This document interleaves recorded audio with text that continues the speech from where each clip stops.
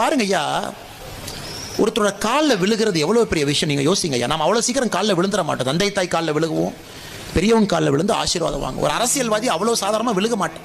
ஏன்னா ஓட்டு போடுற மக்கள் பார்ப்பாங்க, ஓ நீ என் நாட்டு பிரதமர், நீ இன்னொரு நாட்டு பிரதமர் காலில் விழுகிறியா, அப்ப நீ சரியான ஆள் எல்லாம் ஓட்டு போட மாட்டேன். அதையெல்லாம் தாண்டி அந்த நாட்டினுடைய பிரதமருடைய காலில் போய் விழுகிறார். அந்த மனுஷனுக்கு எவ்வளவு பெரிய மனசு இருக்கும். ஜேம்ஸ் மாரப்பே, பாப்பா நியூகினியுடைய பிரதமர்.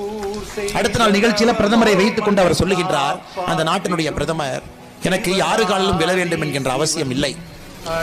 அமெரிக்கா, சைனா எல்லாமே பெரிய பெரிய நாடுகள். ஆனா இந்த கொரோனா காலகட்டத்தில் பாத்தீங்கன்னா எங்க நாட்டுல மருந்து இல்லைங்க.